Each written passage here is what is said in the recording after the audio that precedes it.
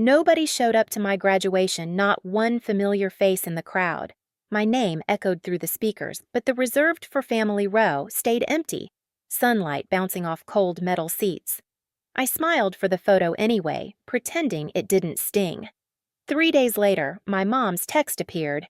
Need two $100 for your sister's Sweet 16. No congrats, just a demand. So I sent $1 with congrats. Then I changed the locks. For the first time, my apartment was silent, but not for long. The day of my graduation was supposed to be the one I finally felt seen. The stadium shimmered in May sunlight, a blur of navy gowns and proud families waving phones in the air.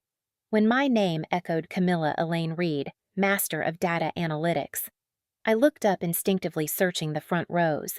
The reserved for family section glared back at me, empty and metallic under the light. Not even a shadow where my parents should have been. I forced a smile for the photo, holding my diploma a little too tight, my cheeks aching from pretending. Around me, laughter bloomed like confetti. Students kissed their parents, friends cried into bouquets. I stood alone beside a stranger's family, taking pictures, my smile shrinking as the camera clicked. Afterward, I lingered in the courtyard, scrolling my phone just to look busy. Ruby, my classmate, found me and squealed, "You did it!" Her parents snapped photos of us together, beaming. She turned, scanning the crowd. "Where's your family running late?" I lied. The lie came easy, years of practice. By the time I reached the parking lot, the sky was turning gold. Balloons floated above car roofs, kids shouting, horns honking. I sat in my beat-up Civic and watched it all from behind the wheel.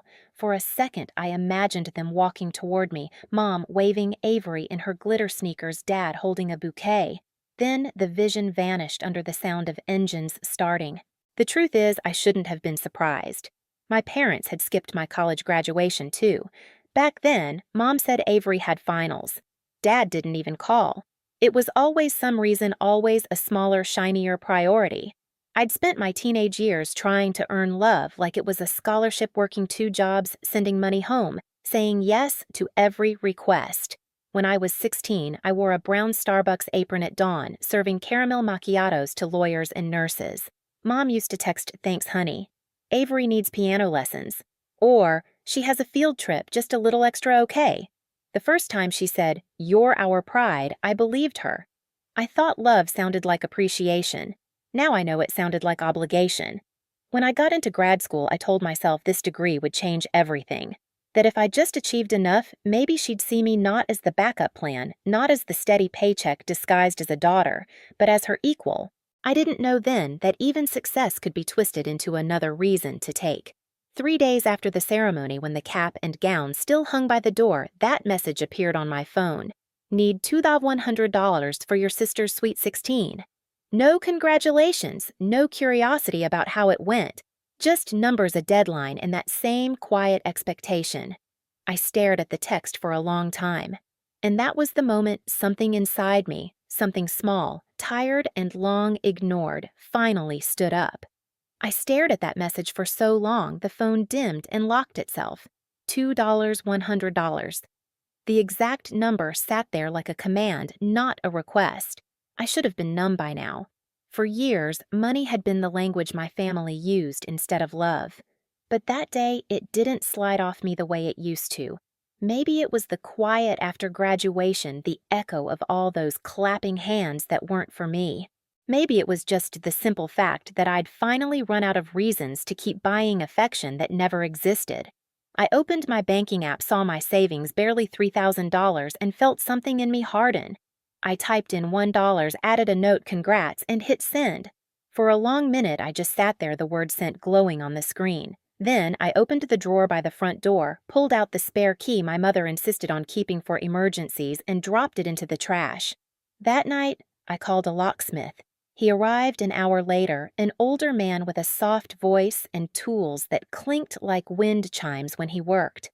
The new lock clicked into place, solid and final. When he left, I stood in the doorway for a moment, breathing in the faint smell of oil and metal. It was the first boundary I'd ever built in my life. The next day, sunlight filled my small apartment. I brewed coffee, watched the steam curl, and for the first time, I didn't flinch at the silence. It was mine. No one could walk in. No one could ask for anything. Peace had a sound. It was this. Until the knocking started. Firm, rhythmic, persistent. I froze. It wasn't Mrs. Patel, my landlord she always called first. When I looked through the peephole, 2 uniforms filled the hallway. Denver police one said calm and professional. "Miss Reed." I opened the door, heart racing. Yes. The taller officer, a black man in his 30s, showed his badge. "We received a call from your mother. She said you've been acting erratically, changing locks, not answering calls, and that she's worried you might harm yourself." I almost laughed, not because it was funny, but because it was so absurd it circled back to tragic. She did what I asked quietly. His eyes softened. "We just need to confirm you're okay. Mind if we step in?" I let them in. The apartment was spotless, coffee mug on the table, laptop open with my project on the screen, diploma framed on the wall. I gestured around. "Do I look unstable to you?" The officer's mouth twitched, almost a smile. "Not even close, ma'am." He asked a few questions about work stress, family. I answered honestly. Just finished grad school. Working on job applications. No medical issues. Just boundaries. He nodded. "We'll file the report as no concern. But if your mother calls again, you can reference this visit." They turned to leave, and just before stepping out, he added, "Sometimes when people start standing up for themselves, others panic. Happens more than you'd think." When the door closed, I leaned against it, shaking, not from fear, but fury. My mother hadn't just crossed a line, she'd declared war on it. That night, I sat on the couch, the police report still fresh in my inbox. I replayed the years of manipulation, the way she'd guilt me into sending money, the way she'd say, "Family helps family," whenever I hesitated. It had always been about control, not care. I didn't know what she'd done yet. Only that if she was willing to use the police to humiliate me, there was no limit to what came next. The silence in my apartment didn't feel peaceful anymore. It felt like the pause before a storm. And I was done waiting to get struck. The next morning, I woke up before sunrise, the city still quiet under a soft haze. My phone lay face down on the table beside the police report. I hadn't heard from my mother since the night she sent them to my door, but I knew her silence wasn't peace, it was strategy. I made coffee and opened my laptop, intending to lose myself in job applications. Instead, I opened my banking app. A pit formed in my stomach. 2 new credit inquiries blinked back at me, Capital One and Discover, both recent, both unfamiliar. My chest tightened. I hadn't applied for any new cards. I clicked through to my credit report. 2 accounts had been opened in my name. My social security number, my address, but not this address. My parents' house in Littleton? I froze. The balances were already climbing, thousands spent. Then I saw the transactions: Cherry Creek events, Denver DJ agency, Glam Studio. My mother's text came rushing back like a gunshot. "Need $200 for your sister's Sweet 16. It wasn't a request. It was a setup. I called the number on the statement, my voice shaking but steady.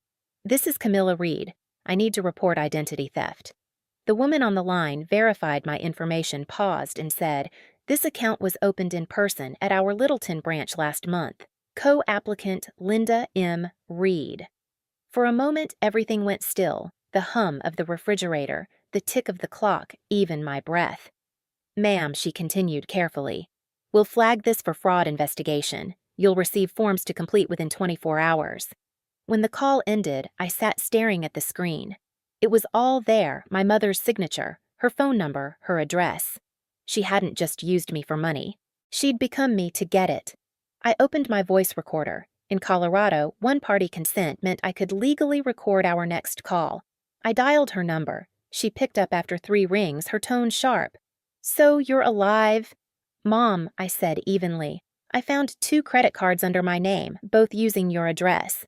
Do you want to explain that?" She laughed, a hollow, practiced sound. "Oh, that I was helping you build credit. You should be grateful. By paying for Avery's Sweet 16, stop dramatizing. It's family money. What's yours is ours." "No," I said softly. "What's mine is mine. And what's yours is under investigation." The silence on the line was instant, heavy, stunned. Then came the sound of her quick inhale. You wouldn't dare. I already did. I ended the call, saved the recording, and labeled it Boundaries.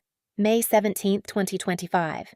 Outside, the morning light spilled across the floor, catching the edges of my diploma and the new lock on the door. 2 pieces of proof that I'd earned everything on my own, and now, finally, I was protecting it. For the first time, the silence in my apartment felt powerful. It wasn't the pause before a storm anymore. It was the storm, and I was finally the one holding the thunder.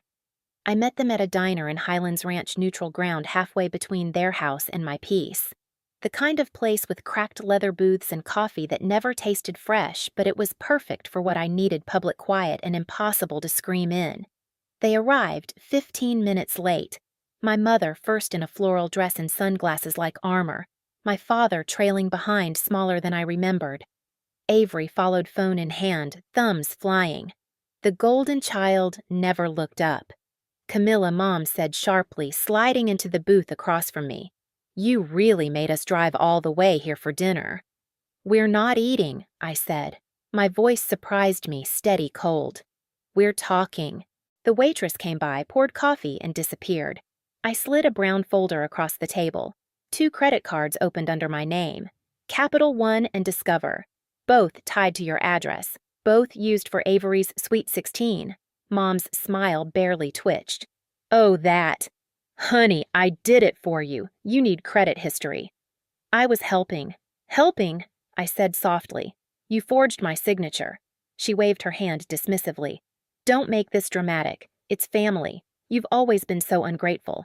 Do you think the world doesn't know who paid for your education? I laughed, a sharp sound that turned every head in the diner. You mean me? I paid for it with every check, every double shift, every loan you told me to take while you used my college fund for Avery's prom dress. Avery groaned. Here we go again. I turned to her. That silver dress you wore for your party? You danced in it on a card opened in my name. Enjoy the spotlight. Her eyes darted away.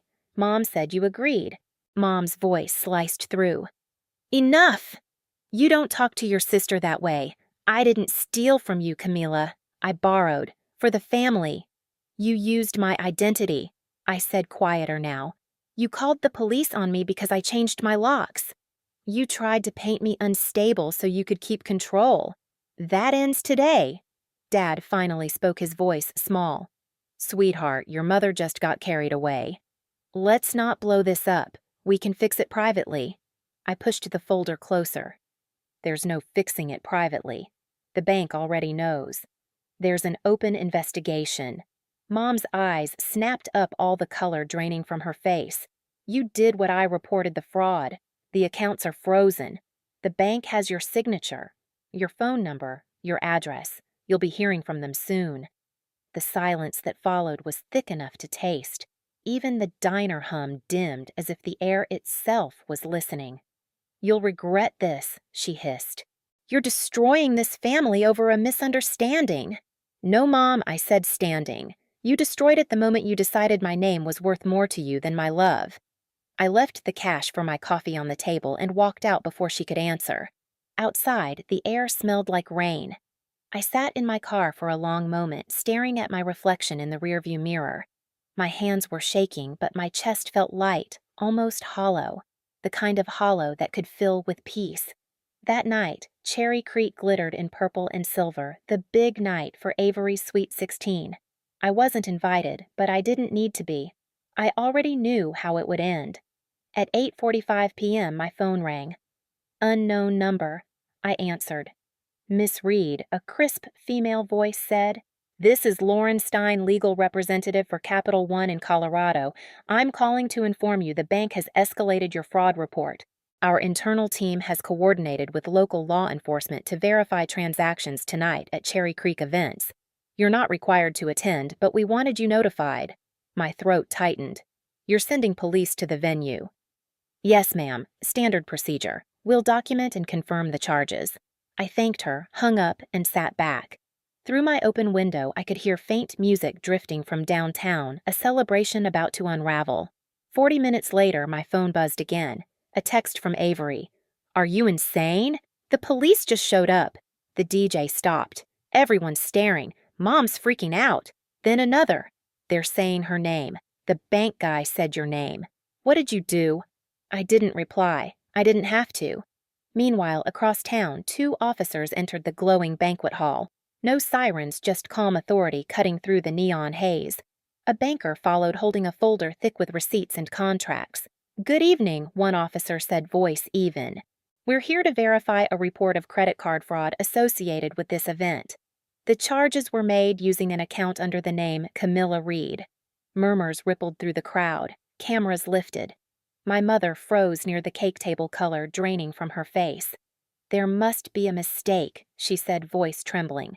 The banker opened the folder, reading aloud. Primary applicant Linda M. Reed. Cosigner unauthorized. The transaction records indicate misuse of another person's identity. Gasps. Someone whispered, "Isn't that her daughter's name?" Mom's lips parted, but no sound came. Avery stood in the center of the floor, eyes wet, whispering, "Mom, what did you do?" The officer's tone remained neutral. "We're not arresting anyone tonight. This is just documentation for the bank's case, but we'll need to take copies of the receipts and ID verification." In the silence that followed, the only sound was the flicker of camera flashes, half the guests capturing it, half pretending not to. Within minutes, the DJ unplugged his equipment. The banner that read Avery's Sweet 16, Born to Shine, drooped under the weight of the humid air. The room emptied in slow waves of whispers and pity. By the time my mother stepped outside, rain had begun to fall soft and relentless. Back in my apartment, I stood by the window and watched lightning pulse above the city. I didn't smile. I didn't cheer. I just let the quiet wrap around me, the sound of justice subtle and absolute. For years, I thought silence was what weakness sounded like. That night, I realized it was victory. 3 days later, the storm had passed, but the wreckage stayed. An email arrived from Capital One, fraud investigation resolved. Primary applicant Linda M. Reed has acknowledged unauthorized use and agreed to repay $8 for $12 in full. One sentence. No apology, no drama. Just the truth finally on paper. Word spread fast. In a suburb like Littleton, gossip moves faster than justice. People whispered in grocery aisles and at church. Did you hear about the Reeds? Something with a bank and the Sweet 16? Avery's party video, 30 Seconds of Chaos, police and disbelief hit 500,000 views before she locked her accounts. My father was quietly reprimanded at work for letting their mail and financial statements go to his company address. For once, I didn't feel guilty. I didn't reply to any of their messages. Not out of anger, out of exhaustion. I was done explaining what should have been obvious. I filled out the FTC forms, froze my credit, and closed every account my mother ever touched. Then I printed the final confirmation letter and pinned it on my wall right beside my framed diploma and the locksmith's receipt. 3 documents side by side, proof of effort, proof of protection, proof of freedom. That night I brewed tea, opened the window, and let Denver's night air spill in. The city hummed below, alive and uncaring. For the first time, the silence didn't hurt. It healed. 6 months later, autumn settled over Denver streets gold with fallen leaves, the air crisp and forgiving. I'd started a new job at Nova Data Labs, surrounded by people who saw me for what I built, not what I could give. On my wall hung 3 things: my diploma, my new employee badge, and the old lock I once replaced. Together they told one story: how I finally chose myself. If you've ever had to set a boundary just to breathe again, you're not alone. Tell me where you're watching from so I know how many of us finally changed the locks.